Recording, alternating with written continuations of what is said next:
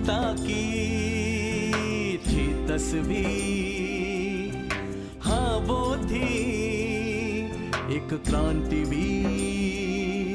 वो जग को राह दिखाती थी, सबको जीना सिखलाती थी।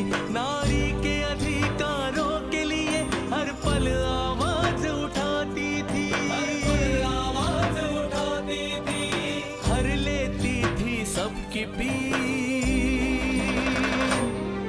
सावित्री बाई थी वो क्रांतिवीर, क्रांति ज्योति थी वो क्रांतिवीर। सावित्री बाई थी वो क्रांतिवीर। ये बाइबल तुम मेरी तरफ से गिफ्ट समझ के रख लो। हमारे धर्म की जीत हुई है।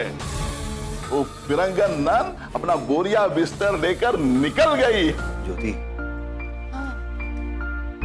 समय आ गया है कि तुम ठीक हो जाओ। पहले लड़कियों को पढ़ने का अधिकार नहीं था, फिर आप आए और अपने अपने पिता भगवान से बात की और लड़कियों को भी पढ़ने का अधिकार दिया। अरे तुम क्यों सॉरी बोल रही हो? सॉरी तो मुझे वो लोग बोलेंगे एक दिन जिन्होंने मेरे बेटे की हत्या की है।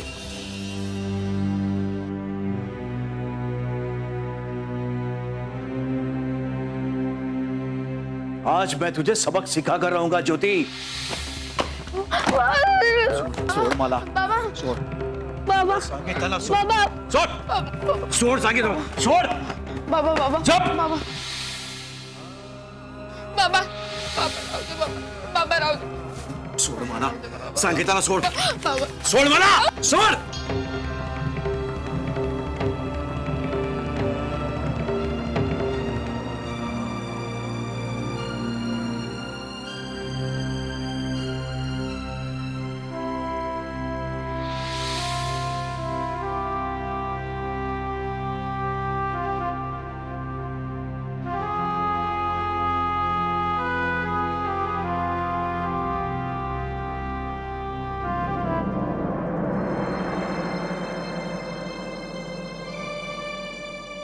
खाना खाया ज्योति ने?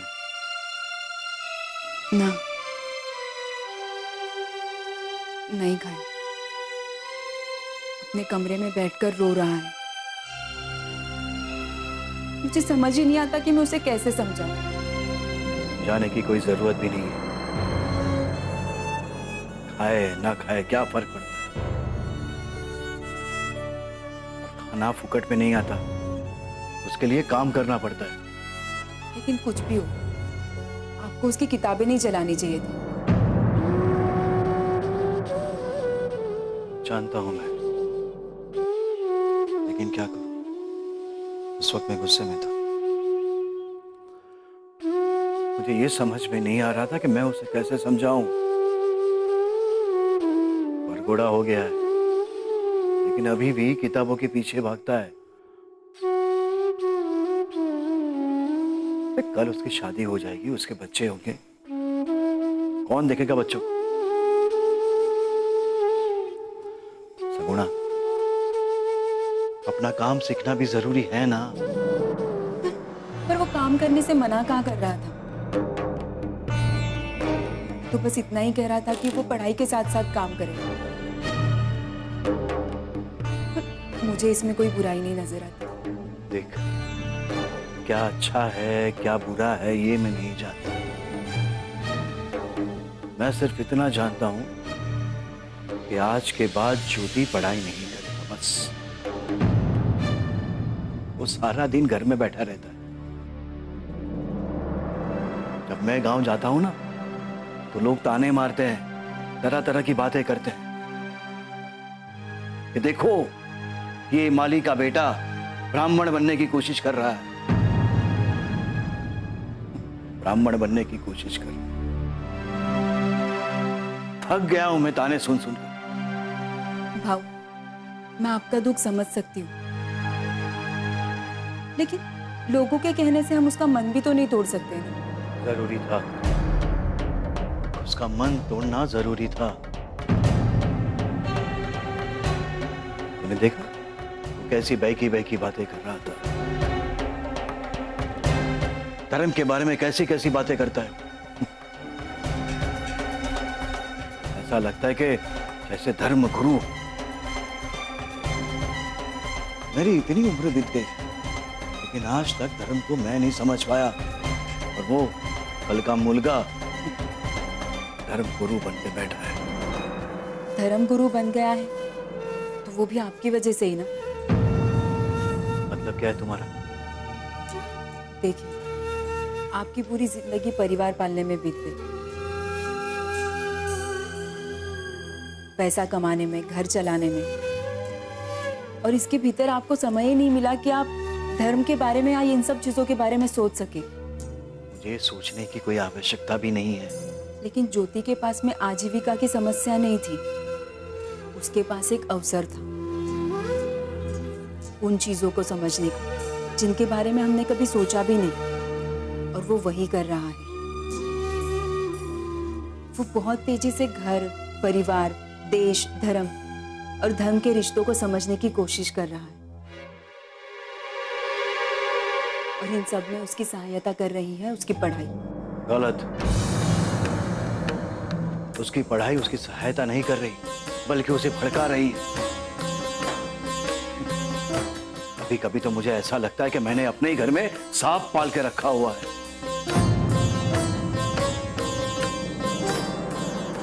क्योंकि उसके विचार बदल रहे हैं और हमारी मान्यताएं गलत सिद्ध हो रही हैं, और जो उन्हें गलत सिद्ध कर रहे हैं वो हमारे दुश्मन नहीं बल्कि हमारे सच्चे हितैषी हैं। अब राजा राम मोहन राय जी को ले लीजिए। अब ये कौन है? जिन्होंने सती प्रथा बंद करवाई। गुणा, तूने ज्योति को चलना सिखाया, अब वो तुझे पढ़ना सिखा रहा है। पर भाऊ, पढ़ना कोई बुरी बात नहीं है, उसे पढ़ने दो। हो सकता है वो पढ़कर अपने फूलों का व्यवसाय भी अच्छे से संभाले। सगुणा, मैं जानता हूं कि ज्योति को तुमने जन्म नहीं दिया। मैं ये भी जानता हूं कि ज्योति को तुम बहुत प्यार करती हो, लेकिन प्यार से बड़ा है धर्म। धर्म के लिए मैंने निर्णय लिया कि आज के बाद ज्योति कभी भी पढ़ाई नहीं करेगा।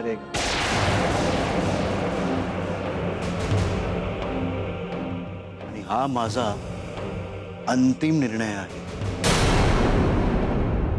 समजलं?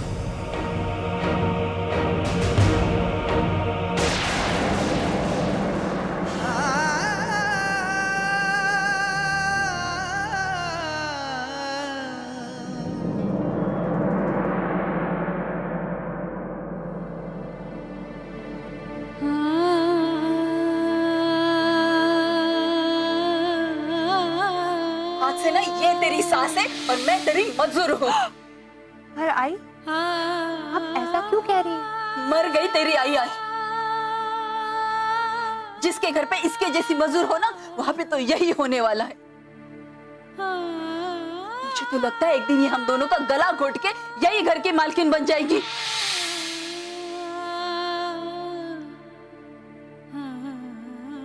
शांता, तो ठीक है ना? आई ने अच्छा नहीं किया, उन्हें तेरे साथ ऐसा नहीं करना चाहिए था। किसी को भी बुरा लग सकता है। नहीं रे, अब आई ने डांटा तो क्या हुआ? वो तो बड़ी है, बड़ों की डांट में भी तो आशीष होता है।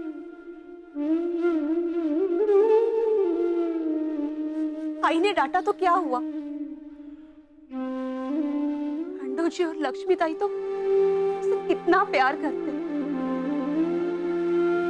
अपनापन दिखाते, और मेरी मुक्ता को अपनी बेटी की तरह संभालते हैं। अगर वो मुक्ता को अपनी बेटी समझते तो वो उसके विवाह के लिए चिंतित होते।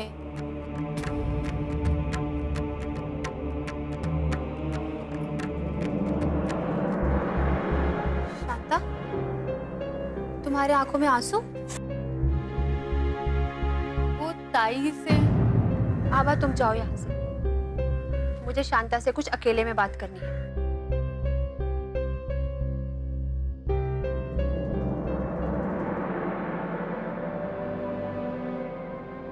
शांता, मैं जानती हूँ तुम्हें आई की बात का बुरा लगा है ना? अरे नहीं ताई, आई की बात का क्या बुरा मानना। खंडोर जी, और आप तो मुझसे कितना प्यार करते हो, मुझे किस बात की चिंता है? तो फिर तुम्हारे आंखों में आंसू क्यों? सुबह से देख रही हूँ तुम्हें, आखिर बात क्या है? सच कहूं ताई,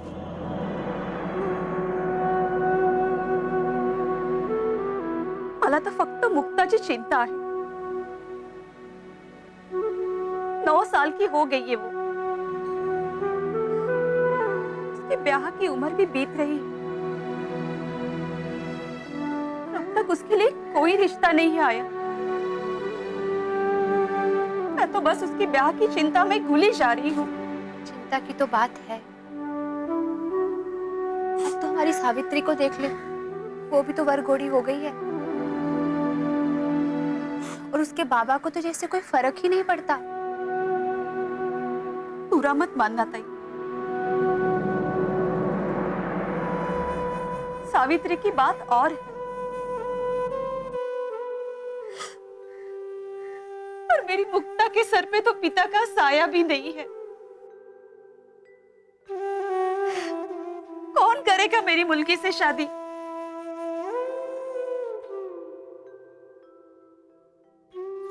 शांता, तू चिंता मत कर, मैं आज ही सावित्री के बाबा से बात करूंगी, सावित्री और मुक्ता की शादी के लिए। चला मुस्कुरा दे।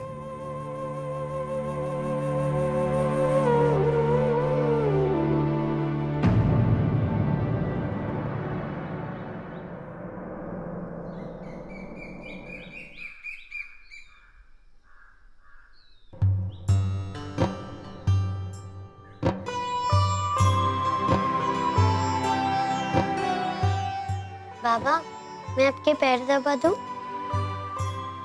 दबाओ।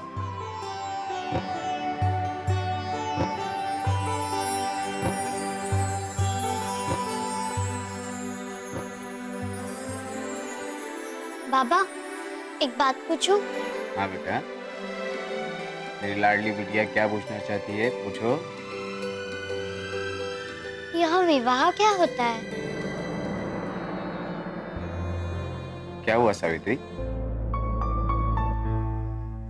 ये सवाल अचानक तुम्हारे मन में क्यों आया?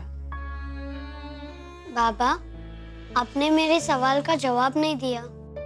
बोलो ना बाबा, ये विवाह क्या होता है?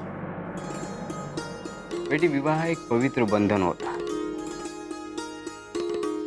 जिस बंधन में भगवान हमें बांधते हैं। भगवान हमें जोड़ियों में बनाता है, जैसे तेरी आई और मैं, हम दोनों को भगवान ने ही बनाया। बाद में जब एक मुलगी सयानी हो जाती है और अपने आई बाबा से ढेर सारे प्रश्न पूछती है,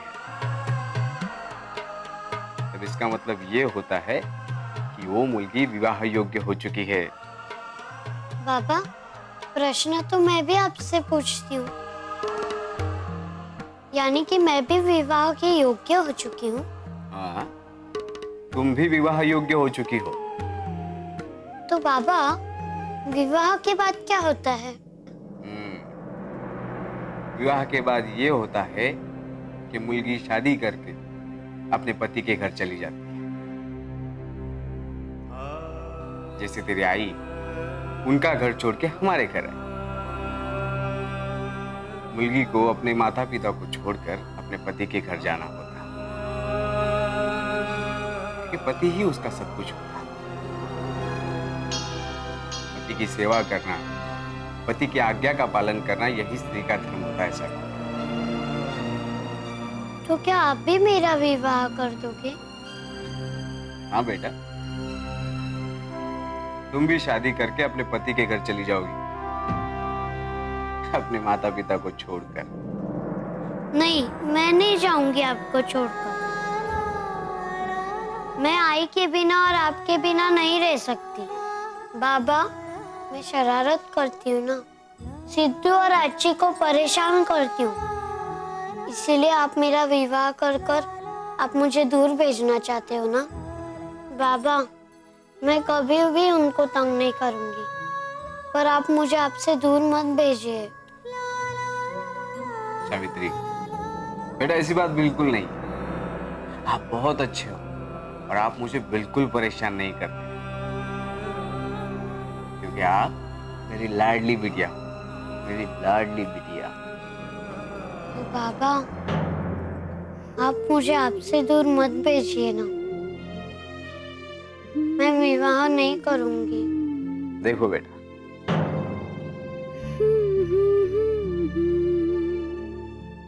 बेटियां पराया धन होती है,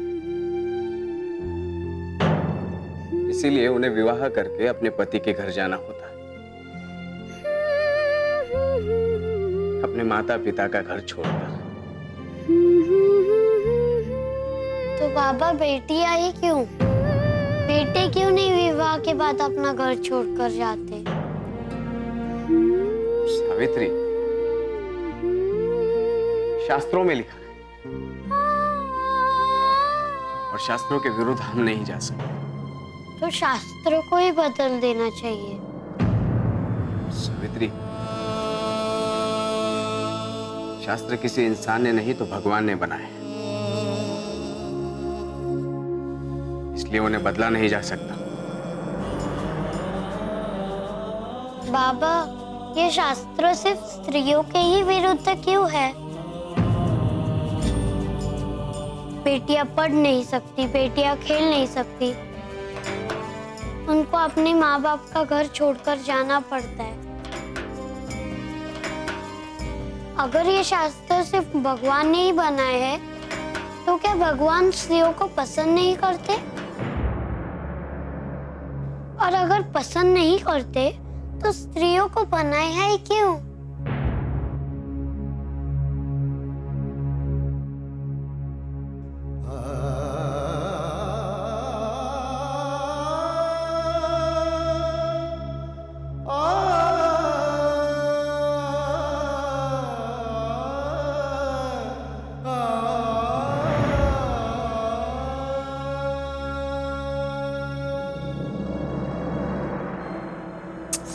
मुक्ता, ठीक से बैठ।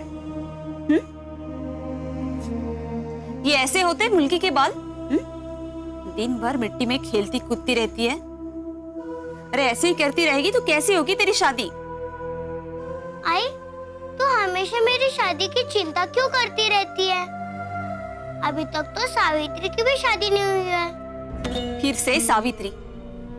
मैंने तुझे कितनी बार समझाया है, हा? सावित्री की बात और है। उसके बाबा धनवान है, प्रधान है गांव के। वो तो जब चाहे उनकी बिरादरी में किसी अच्छे लड़के से उसकी शादी करवा सकते। पर मेरे पास तो कुछ भी नहीं है। मैं खाली हाथ किसके पास जाऊं तेरा रिश्ता लेके? आई, क्या शादी में भी पैसे लगते हैं? बिना पैसे की शादी थोड़ी ना होती है, पगली कही। मुक्ता, अगर अभी मेरे पास पैसे होते ना, तो मैं तेरे लिए एक अच्छा वर ढूंढती। पर अब तो जो आएगा उसी के भरोसे रहना पड़ेगा। इसीलिए मैं कहती हूँ कि मेरे घर के कामों में हाथ बटा, घर के कुछ काम का सीख ले। ऐसे दिन भर उस सावित्री के साथ खेलती कूदती रहेगी तो लोग क्या कहेंगे? कैसे आएगा रिश्ता तेरे लिए? आई, जब मेरी शादी हो जाएगी तब तेरी चिंता मिट जाएगी?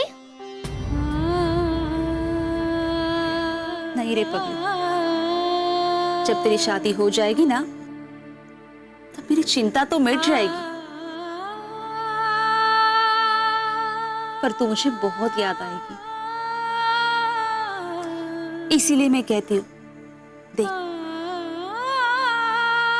अब तू बाहर खेलने कूदने मत जाया कर। घर के काम काज में मेरा हाथ बटा और घर के सारे काम सीख ले। अभी बाहर खेलना कूदना सब कुछ बंद कर। मैं कहीं भी नहीं जाऊंगी। मुझे तुम्हारी चिंता देखी नहीं जाती। अब तुम जो कहोगी वही मैं करूंगी। प्यारी बच्ची, मेरी मुलगी मुक्ता।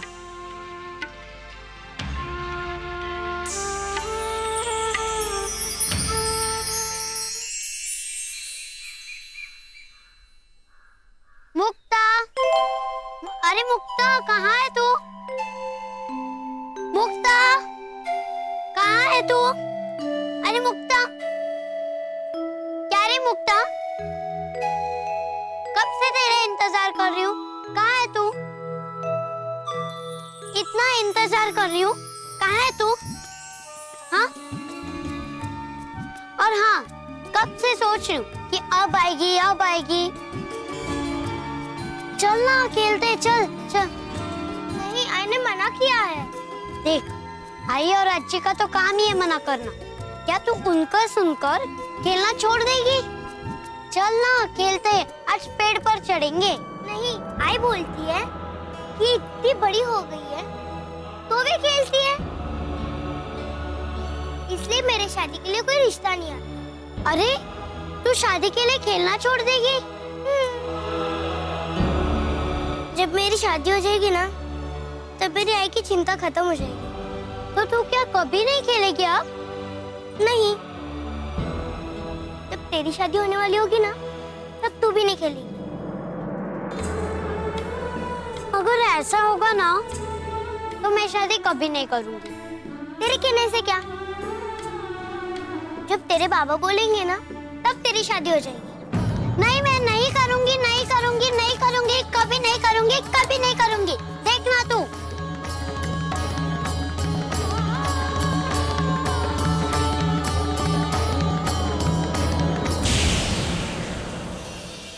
जाने दो इसे शिवानी, जा, चली जाओ। अच्छा हुआ, जल्द ही तूने हमारा विश्वास तोड़ दिया। बाबा बाबा बाबा, हर वक्त बाबा। तुम्हारे लिए तो मेरे पास खेलने का समय ही नहीं है। हम इस भय में थे कि कहीं आप परेशान ना हो जाओ कि सावित्री के रिश्ते नहीं आ रहे हैं। अब तो तुमने हद कर दी लक्ष्मी। अरे तुम ऐसा सोच भी कैसे सकती हो कि सावित्री के लिए कोई रिश्ता नहीं आता होगा?